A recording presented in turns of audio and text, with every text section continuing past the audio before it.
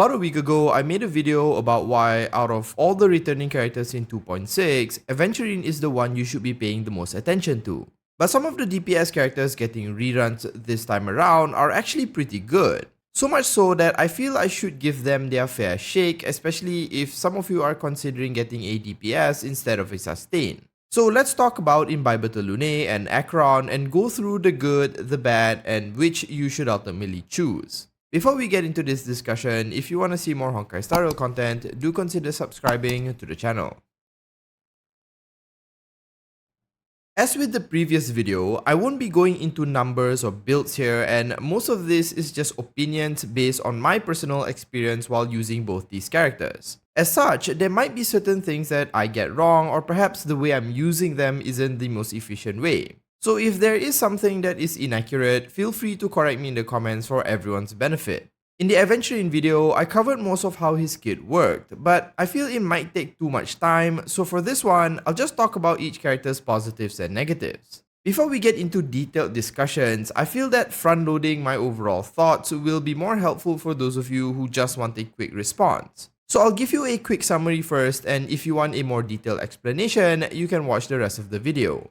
Among the two rerun DPS, who I feel you should get is largely dependent on who you already have on your team. Acheron wants a lot of debuffers to speed up her ult gain, while Imbibitor Lunae needs a lot of SP positive characters. So if you already have Jiao Chui, Silver Wolf, Aventurine or Pela, Acheron becomes really good and feels better to play. You can use her with dot characters, but it feels a bit weird and the gameplay is a bit rougher since you are not buffing dot damage in any way, nor are you buffing Acheron's damage either. It still works, but with debuffers, you get the added benefit of also doing more damage since most debuffers have some form of defense shred or ultimate damage increase. Imbibitor Lunae on the other hand really wants skill points, so if you have SP positive or energy providing characters like Sparkle, Luocha, Tingyun or Huohuo, then Imbibitor Lunae will feel much better to play. Between the two, Imbibitor Lunae has a more varied roster of teammates to choose from, while Acheron really only wants debuffers, but Acheron can do much more damage. So again, it depends on what you already have, but personally, between Imbibitor Lunae and Acheron, I kinda like Acheron a little bit more, mostly due to lore reasons, but also because her damage can get to really disgusting levels. Now, if that's all you wanted to know, good luck on your pulls if you decide to summon, and I'll see you next time.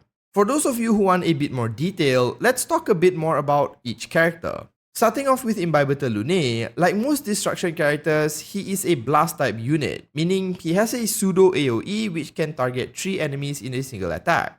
The way Imbibitor Lunae works is that you can use his skill to enhance his basic attacks up to 3 varying levels. Each level increases the damage and number of hits but also takes up more skill points. His ultimate is just a damage ultimate, but it gives him charges called Squama Sacrosancta. These charges act as pseudo skill points and will be used up instead of your normal SP if you have them. So the gameplay loop for Imbibitor Lunae is pretty easy and straightforward. You use your skill to enhance your basic attack and then just let loose. If you have your ult up, it just means extra damage with extra skill points.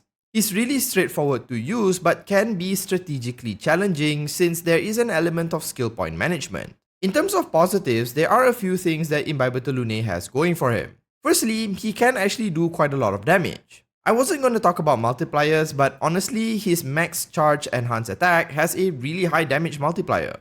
This means that as long as you can spam that third enhanced attack, he will hit like a truck each time. The fact that his attacks are semi-AoE is also really helpful for clearing away enemies, but not really something unique only to him. Imbibitor Lunae also has some pretty good light cone choices, with a decent one being the Herta Store free one. He is also one of the few imaginary element DPS, and out of all the elements, I personally really like imaginary, especially because of its break effect. With Imbibitor Lunae hitting really hard already, whatever doesn't die often ends up being weakness broken, which for imaginary characters means their turn is further delayed. This then allows you to hit them again, but this can actually be a problem due to skill points, which leads us to his negatives. Simply put, Imbibitor Lunae really wants a lot of SP. I can't understate this enough, as you need to build your entire team around giving him a lot of energy or a lot of skill points in order to keep up with his enhanced attacks. Even when your whole team is designed around this, there's quite a bit of planning that you still need to consider. If Imbibitor Lunae is taking his turn after two other characters, do you have enough to use his skill if other characters use theirs? And then, if you end up breaking the enemy's weakness and end up having more turns, can you regenerate the skill points in time for Imbibitor Lunae to use a second round of enhanced attacks? If something unforeseen happens which decreases the SP you have available on Imbibitor Lunae's turn, then your DPS will sharply drop. I personally experience this more often than I would like to admit, given I have the attention span of a squirrel. If a character dies, if I'm not paying attention, if the boss stuns a teammate, if I really need to use another skill like a heal or something, all of it can throw off Imbibitor Lunae's flow. So it's a pretty annoying problem, though not something you can't plan around, and if you have Sparkle, this problem kinda goes away. If you don't like characters that need a bit more attention and planning, Imbibitor Lunae might not be for you. But that's okay, because you have another powerhouse to choose from, Acheron. Acheron's entire kit revolves around debuffs and her ultimate. Her ultimate isn't your typical energy-based ultimate, but instead has a fixed counter going up to a maximum of 9. As debuffs are applied to the enemy, her ult counter goes up, and once it reaches the maximum number, she can initiate her ult. As such, you want to get as many debuffs on the enemy as possible, as each debuff increases Acheron's ult counter, and the quicker you can apply it, the quicker she can ult. Once you reach that point, the fight is pretty much over, at least for most fights. Her ult does so much damage that it can easily break hundreds of thousands, even going up to millions if you have the right stats and circumstances. On top of that, during her ult, she outright ignores all weakness elements and reduces the enemy's all-type resistance. The ult also functions like a blast attack, hitting a single target for a load of damage, with the final hit doing an AoE. All of this is to say that Acheron can do a stupid amount of damage. On top of that, her typical teams push this limit further.